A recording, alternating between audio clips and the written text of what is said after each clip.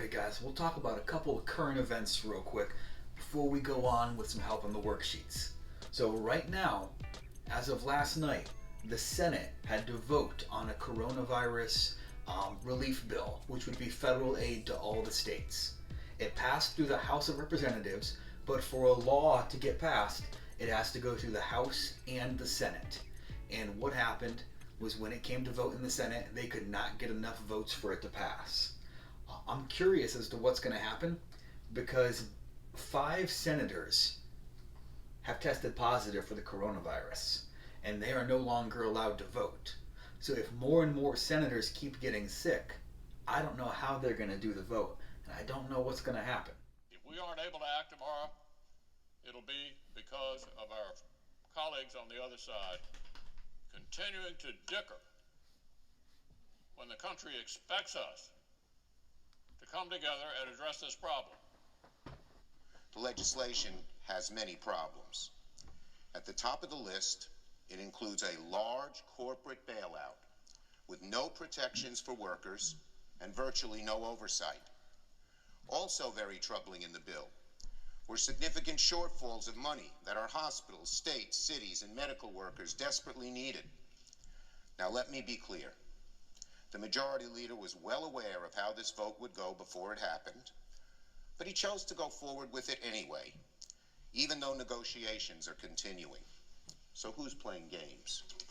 Why are many Democrats right now voting no on cloture? Because we don't think our work is done. We think there's key areas where our values aren't reflected in this bill, and if it's going to be a bipartisan bill, it needs to have come to the middle, not be a Republican-written bill that Democrats are being, frankly, muscled into voting for.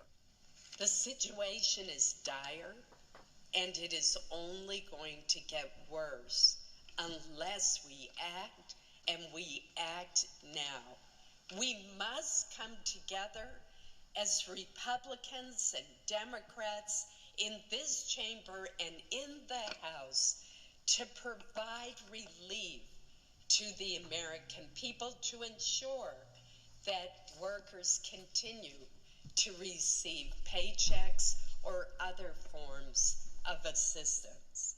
The proposal that Leader McConnell from the Republican side has put forth is absolutely, totally worried about Wall Street at this time. I'm worried about the people in little rural West Virginia and all over Main Street. That's the people we're worried about. Let's make sure that our workers and these healthcare providers don't go down, because if that system goes down, I can assure you, you can't print enough money for Wall Street to rebound if the healthcare system in this country is not able to take care of the people of America. That won't happen. So the big thing they're arguing about right now is how much money big companies should get and how much money regular people and small businesses should get. So hopefully they can decide soon, because I know a lot of people need some money for help. So that is at the federal level. At the state level, Mike DeWine, the governor, has made a couple of changes. They have just issued a stay-at-home order. So what that means is they are asking everybody to stay at home unless you have to leave for something that's very important. And things they give examples for are like going to pick up medicine, going to get groceries, or going to get food.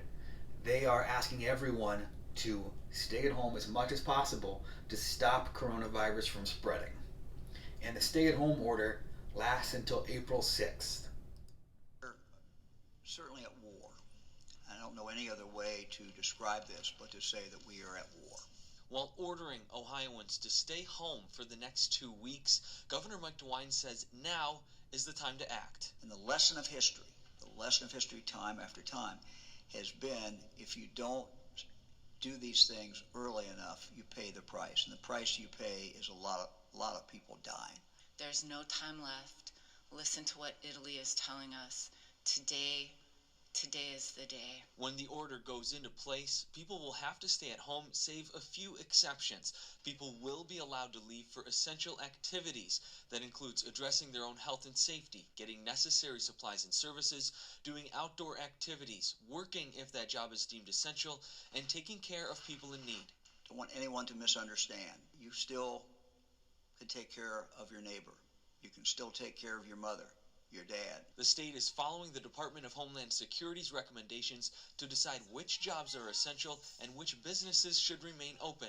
Restaurants will still be able to offer food for carryout and delivery. Grocery stores will be open. Police, fire, sanitation services will all continue through the order, along with many others. Okay, so if you guys hear anything, or if you want to comment about anything the local government is doing to stop coronavirus from spreading, comment on the video and I'll give you an extra point on the work.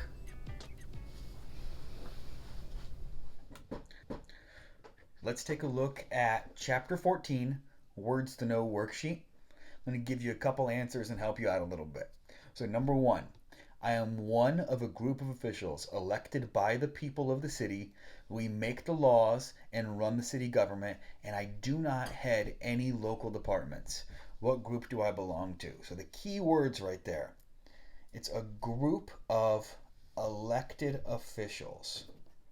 So a group of people who are elected and they make the laws. So that is going to be the city council.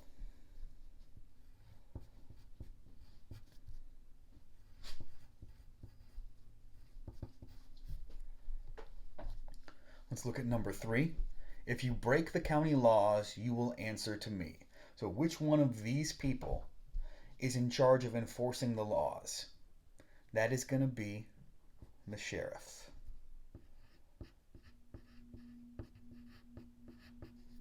Okay, we'll do 2 more.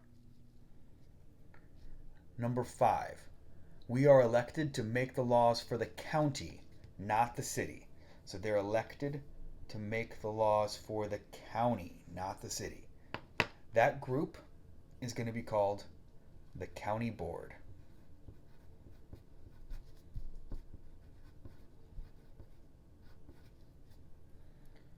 And number 7, I have been hired to be the city's chief executive. So you think the executive branch is the group that runs things. Like the president is the head of the federal executive branch, the governor is the head of the state executive branch, and normally this person would be the mayor. But in this case, they were hired and not elected, so they would be the city manager.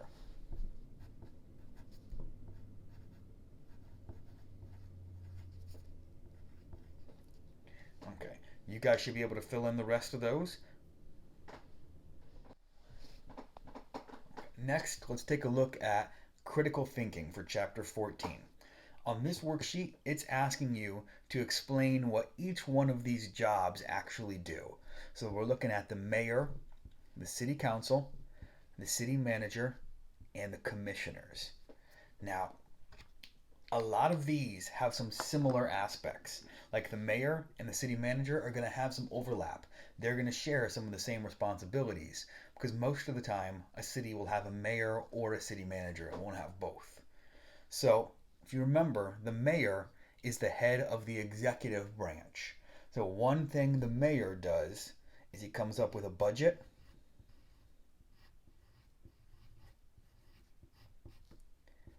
and he can hire people, he can fire people. We'll just call that he can fill positions.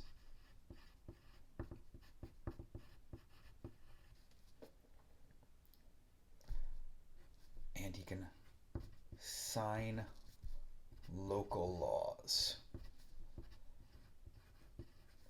Now, when you're working on this, use page 180 to 181, and some of these will be repeated on the city manager, but I won't tell you which ones right now. Let's take a look at the city council next. The city council is the legislative branch of the local level. If you guys remember, the legislative branch makes the laws.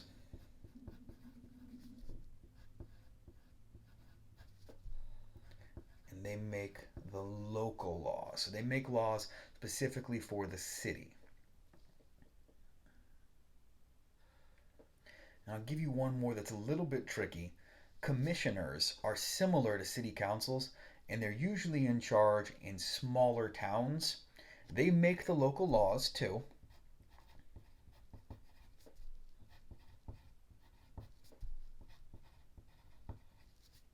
And they are usually the head of a department as well, like the fire department, the police department, the parks department, the health department.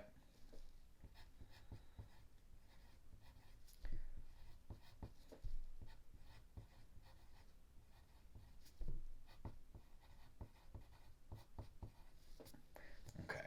Now you guys should be able to use page 180 to 181 and give me a couple more for city council, city manager. Mayor is pretty filled out. You could probably add one or two more things if you want to, though. Okay, next, let's take a look at Chapter 14, Building Skills. What does this map show? So if you look in the bottom right corner, this map shows a state. Which state does it show? It shows Vermont.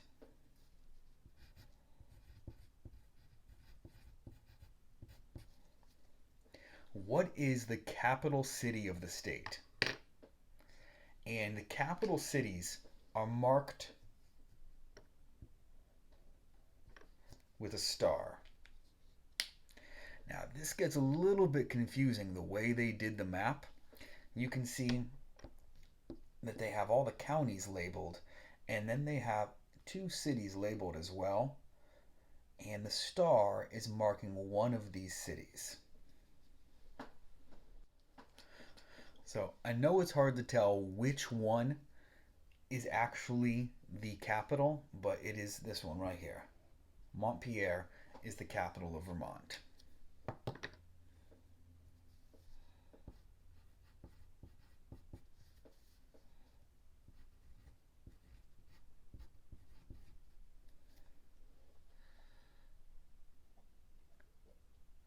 And we'll do one more, number 3. The state is broken into smaller parts by dotted lines. What are these smaller parts called? So a state is divided into sections. So we live in Ohio, and the section that our school is in, and you guys live in, is Mahoning County. So all of these are going to be counties.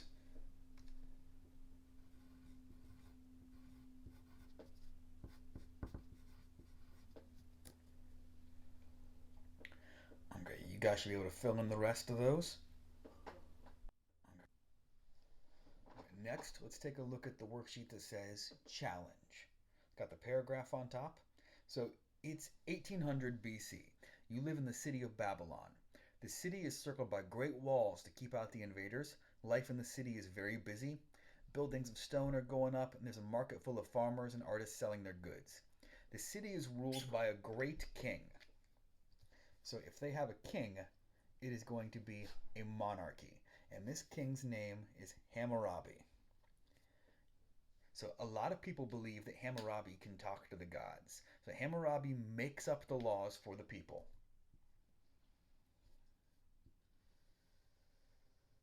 When a law is broken, he also listens to the case and decides the punishment. So Hammurabi is the king, and he's also the judge. And a lot of the punishments he passes out are very harsh. So for example, if a son hits his father, he might get his hand cut off to stop him from doing that again. Hammurabi does not have to worry about state or federal governments because there are none.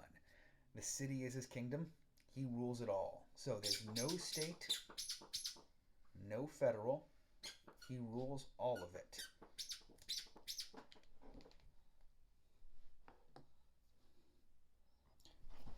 So on the bottom of this worksheet, you got to tell me how Hammurabi's government is different from ours and how it was or how it is alike to ours. So there's a couple of key differences.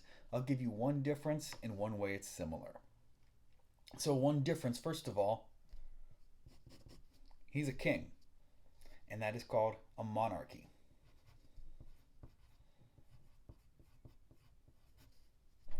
One way it's similar is that if you commit a crime in Hammurabi's place in Babylon, then you get a trial.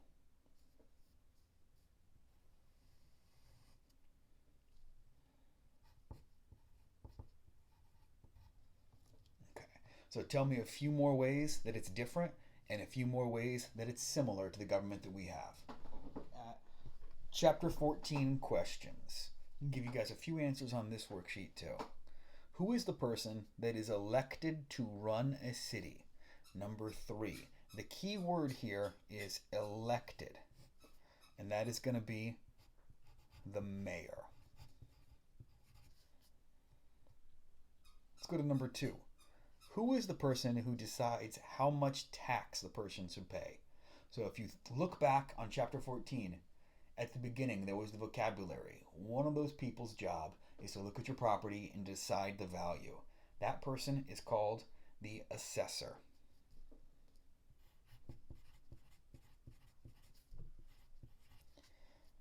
And the more fancy and large your property is, the more taxes you're going to have to pay each year.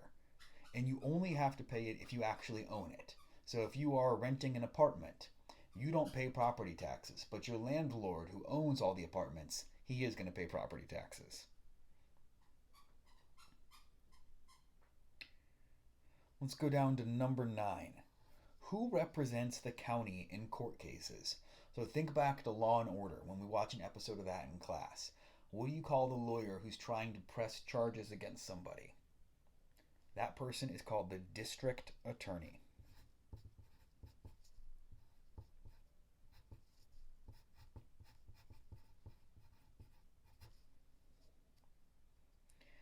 Okay, we'll do one more together. Number 11. What is the difference between a strong mayor plan and a weak mayor plan? So that was towards the end of the chapter. And sometimes when a city elects a mayor, he has all the authority. He comes up with a budget. He can hire people. He can fire people. He can veto. And sometimes when a city elects a mayor, the mayor is really just there for show. He's there when new businesses open, and he's there for ceremonial purposes, but he doesn't have all the authority. So what is the difference between a strong mayor plan and a weak mayor plan? A strong mayor is actually in charge.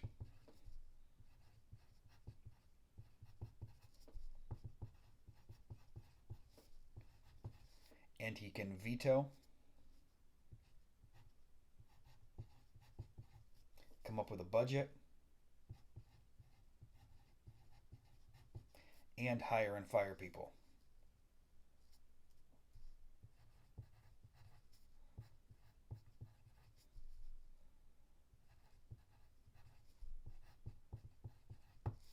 A weak mayor is just for show.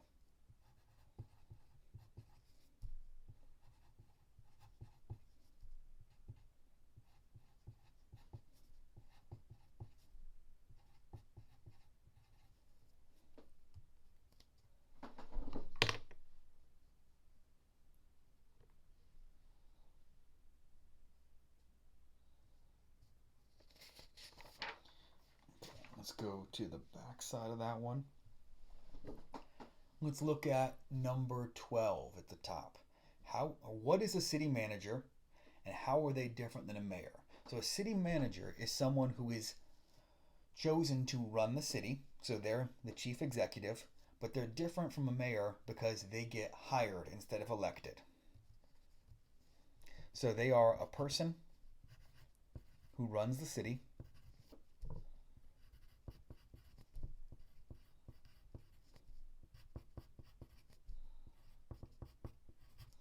And how are they different? They are hired instead of elected.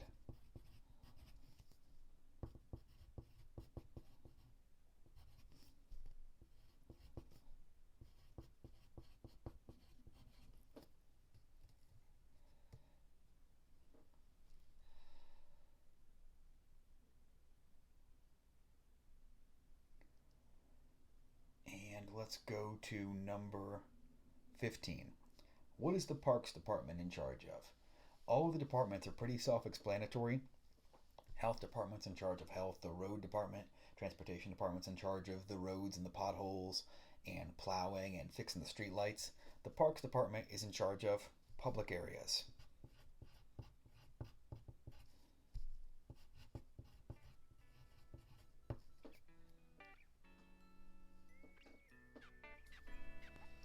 Baby Zilla was providing the background squeaks.